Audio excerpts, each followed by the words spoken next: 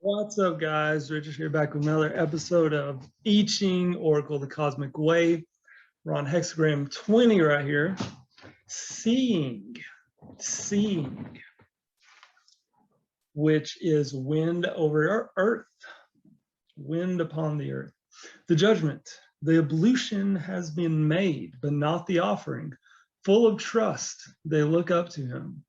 The sage indicates the theme of this hexagram to be the way we see ourselves, people, and situations. The ablution has been made, but not the offering, indicates a person who has fulfilled the shoulds and musts, the forms required by the collective ego, and therefore looks at himself as good and correct and thinks of himself as a model or leader. The sage informs us that self-development is not work at perfecting virtues, but the systematic deprogramming of aspects of the ego by which the true self is freed, and then allowing the true self to experience its leadership of the personality in partnership with the helpers. In this way, it is brought to full maturity. The offering referred to is the relinquishing of the personality props and crutches, roles and masks devised by the ego. This offering has not yet been made. So long as the person remains attached to the ego and its self-images, he will not know what it is like to live life within the cosmic unity. Full of trust, they look up to him, can refer to looking up to societal authorities for one's personal authorization. The sage makes us aware that we are authorized by the cosmos, by the very fact of our existence.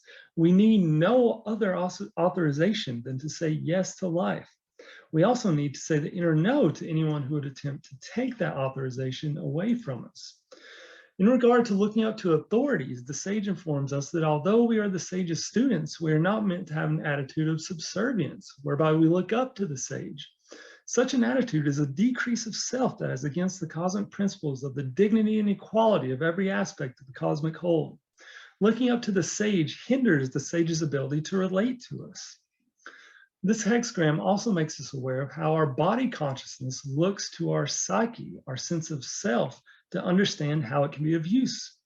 It is the function of the true self to lead the personality by listening to the common sense, which is, remember, the basically amalgamation of all the senses, inner and outer. The leadership of the true self is based on recognizing its interdependency with all the other functions of the psyche and body. However, when the ego in a person leads, his center of consciousness is removed from his body consciousness, a state commonly known as being in his head.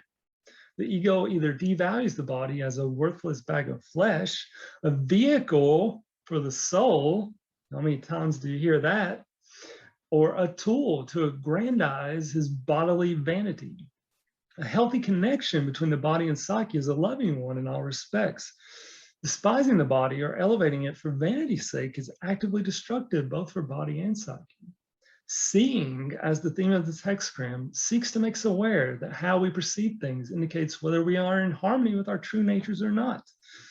It is noted throughout the I Ching how the ego has appropriated the sense of outer seeing to its purposes through asserting to the child at an early age that what he sees externally is all there is. This means what he sees is all he is supposed to rely on, and that for what exists beyond seeing, he must rely on what he is told about it by adult outside authorities. With one stroke, these assertions take away from the child his innate connection with the cosmic consciousness in the invisible world, and further make him distrust or dismiss all those inner senses that are meant to connect him with that world. This hexagram counsels him to validate his ability to see within through reconnecting with his common sense. He can restore this connection by freeing himself from the spell put on his inner senses by the seed phrases such as, you cannot trust your senses and you cannot rely on your feelings. It also requires ridding himself of the poison arrow that has declared his animal bodily nature to be the source of evil, and the poison arrow that has demonized his bodily needs as animal drives. This latter poison arrow also needs to be removed from animals and nature in general. It is this spell referred to in line 1, which has almost completely closed a door to his inner senses. Since it is through our inner senses that we're able to connect with the cosmic consciousness, the closing off of our inner senses also cuts off this connection, which is experienced psychologically as a deep fall and loss. is the same fall which has been described as man's fall from grace. The fall. You hear that talked a lot about in the esoteric circles. Really, it's us cutting ourselves off from the cosmos. That's what the fall is. That's what the fall is. But how easy it is for us to get back to the cosmic way. This hexagram also has to do with the person seeing as from high on a tower. From this position, he is too removed from the practical reality, where decisions are generated organically. Height can give the advantage of an overall view, but is incapable of the kind of creativity that springs from a feeling relationship with things at their base. The clarity of the cosmic view is attained by combining the overview with the sense of what is needed on the most fundamental level. A person can also receive this hexagram when he is looking at matters from the standpoint of where they fit into the policy structures that have been erected by law or custom as a way of guiding everything he does. A habituation to this way of seeing things deadens his inner senses and takes away all his chi energy. To alleviate his situation, he needs to say the inner no to this way of looking at things and ask for help to create a transformation in the situation. Finally, this hexagram addresses the question of being seen. The entire focus of the ego is on how and whether the person is being seen by others. The impulse to be seen comes from a primary doubt that has been instilled in the young child that unless he is seen, he does not exist and his needs will not be met. This doubt is instilled by the collective ego to create the need in the child to develop self-images, which those around him will recognize and approve. As long as this doubt and threat remain in his psyche, they will keep him needing the authorization of the collective ego for his existence until the day he rids himself of them. Fear to give up the self-images that compose the ego is the equivalent of the fear of extinction. Giving up the false fear of self-extinction is the most basic step he can make toward the liberation of his true self. Line 1, boy-like seeing.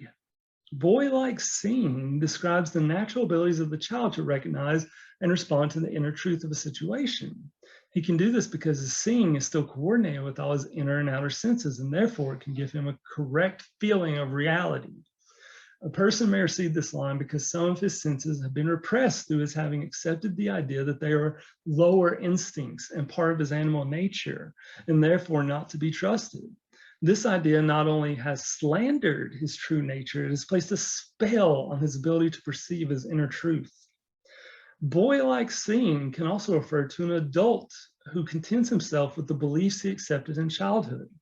This is due to spells that have been put on his inner senses, which keep him from questioning the beliefs with his adult mind. Phrases connected with such spells are the eyes see the truth. And if you want to know the truth about something, look at the way it shows itself. The truth is that what one sees with the eyes is only the appearance of it. Given the propensity of the ego to create illusions, what we see is often only the mask the thing wears, or else what we or the collective ego have projected upon it. When we slander senses, such as our senses of smell or taste, by viewing them as lower or unimportant, we block their figurative function of telling us when something smells or tastes rotten. Such perceptions are important components of our natural defenses that often warn us of dangers that our sense of seeing is conditioned to ignore or dismiss. Dismissing the senses as unimportant demonizes them, puts spells on them, and causes them to act in perverted ways. These perversions are the so-called animal drives that are described by the collective ego as the cause of evil. A person can also receive this line to make him aware that during childhood, he adopted a heroic self-image to please those around him. This self-image tells him he is worthy only if he sacrifices his own needs to the benefit of others. It constantly traps him in risk-laden and often self-destructive behaviors. In order to deprogram it, he needs to treat it as a spell formed by the phrase, "To be a really good person, you must be heroic." Such a phrase is a slander on his true self, which is good by nature. Freeing himself of this spell will also extinguish the fate it has created for him. Line 2, seeing through the crack of the door. Seeing through the crack of the door refers to viewing something with a cautious or fearful attitude. A cautious attitude is quite natural on approaching something unknown. A fearful attitude, however, blocks the receptivity of all the inner senses that would tell us what it is, and indeed, whether it is to be feared, and if so, what specific response is required to protect us. This line tells us about one of our protective senses, the sense of caution. Caution is a bodily response that, like an alarm clock, arouses a heightened awareness of problem elements in the situation, such as intimidation, flattery, lies, projection, spells, and poison arrows coming from the other person. Caution allows the mind to stay open and receptive while being complete in its protective abilities. Other protective senses tell us which response is appropriate, provided they have not been blocked. Fear blocks the wholeness of our senses to perceive the truth of things and to respond appropriately to them. For example, when fear is present, the sense of caution is overruled, and one's ability to respond appropriately to danger is frozen. Nothing positive can be said about fear, as is commonly assumed when people say you need to fear. Fear has a good side, and fear is our natural means of protection. Furthermore, fear is unnatural. It is instilled during youth either through traumas or through threats to make a person adapt to the commands and demands of the collective ego and its beliefs. As part of the demonic sphere of consciousness, fear projects the harm feared into reality.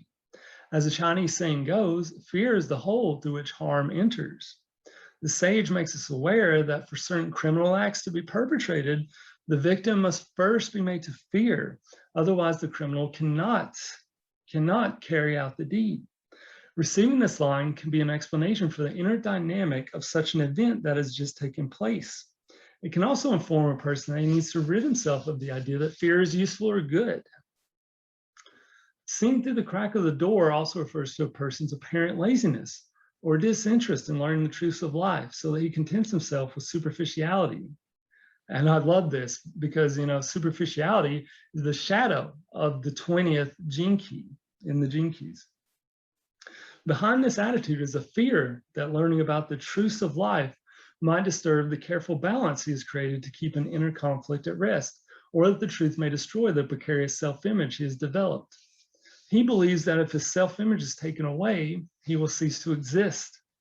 He needs to realize that in learning about his true nature, he will be freed to realize his uniqueness. A person may also receive this line when someone has accused him of having a narrow viewpoint or of being subjective when he has actually responded from his common sense and inner feelings. The line informs him that his response was correct. The person's inner truth or feeling nature is always subjective. It is the collective ego that would try to devalue it. Line 3, looking at one's life decides the choice between advance and retreat. Here, after having come to a dead end in his life, the person suspects that his life has no purpose and considers, perhaps subconsciously, whether to go on or not. Such an event comes from a false view of life, i.e., that he has such a choice. It is not he who can make a decision as to whether he has a purpose. That purpose accompanies his very existence. Considering such a question is an arrogance that comes from the human-centered view of the universe and the claim of the collective ego to be the sole authorizer of a person's worth and existence. The dead end the person has experienced is a fate that has resulted from accepting the mistaken idea that his purpose in life is dependent on the values defined by the collective ego. His true purpose is found through giving expression to his uniqueness. To question his life's purpose is to step on the edge of a vortex that pulls a person into a black hole. That vortex leads him either to a near-death experience or to death. If it is a near-death experience, he is given the opportunity to retreat from all such thinking. This retreat, however, must be an absolute retreat that does not allow for any further consideration of advance or retreat. This line can also refer to a person who is tempted to give up his learning with the sage because it has not brought the results he is looking for. He does not realize that the help he seeks is a gift that can only come in response to his humility and not to his demands or expectations.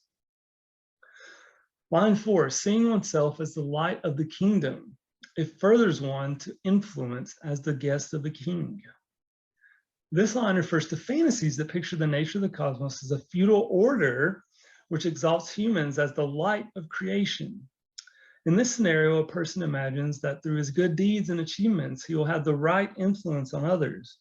He imagines that this, in turn, will enable him to climb to a high place of honor in this or the afterworld, and that he'll be recognized by the highest authority, here pictured as the king, and be his honored guest. Such a fantasy is encouraged in every individual by the collective ego, both as a flattery and as a means to attain his loyalty and self-sacrifice. It is this kind of fantasy that the person needs to rid himself of if he is to find and express his uniqueness. This fantasy is also active in the person who is trying to become the superior man, the model of conduct presented in the traditional text of the I Ching. This line also shows human nature in its true light. The kingdom mentioned refers to the animal kingdom, of which we humans are a part.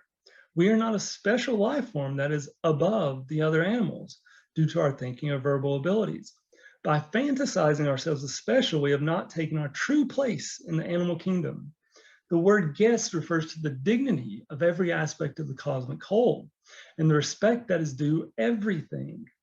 It also refers to our own dignity, which we have given up by putting one part of our nature up and the other down. The sage makes us aware that by demonizing our animal nature, we demonize our true nature, since there's nothing else but our animal nature. At the same time, by creating a mental concept of ourselves as spiritual or as mental beings, we restrict ourselves to living out the mere husk of an idea of life, rather than living life in its fullness. Spirit means devoid of body and cannot be a healthy ideal. I love that. Isn't that so true, though? Yes, it is. Seed phrases connected with this line attribute evil and problematical behavior to a person's bodily nature, as in the phrase, it's in my/his nature, ... That's the way I am, or he is ... Greed and desire are part of human nature. A person needs to be aware that such thoughts create spells and project themselves into reality. Finally, this line speaks of the light coming from the sage through our relationship with it. The relationship between the sage and our inner truth is like a partnership. When we understand the sage's messages, they resonate with our common sense. This book is not meant to spell out every question and every answer. Ultimately, each person must find the light of the sage's message within himself, for the kingdom is within himself. The words written here are only meant to point to the sage, not to replace it. A person can receive this line as inferred above when he has taken the place of the sage by assuming that he has to give the answers to someone else. Then he no longer observes his place as a guest in the other's space. A person may also receive this line to inform him that because his attitude is modest and sincere, he is being provided for by the cosmos. Line 5, contemplating one's life is without blame. This line refers to two kinds of self-examination. One is under the guidance of the ego, the other under the guidance of the sage.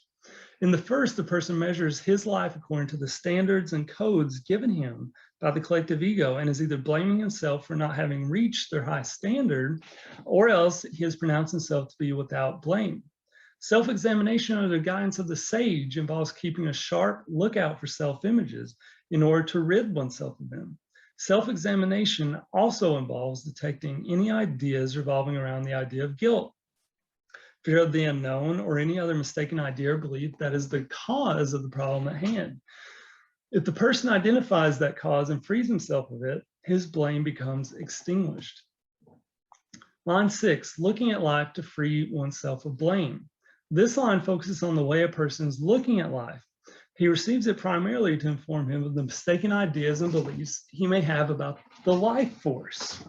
The collective ego associates the life force itself with evil.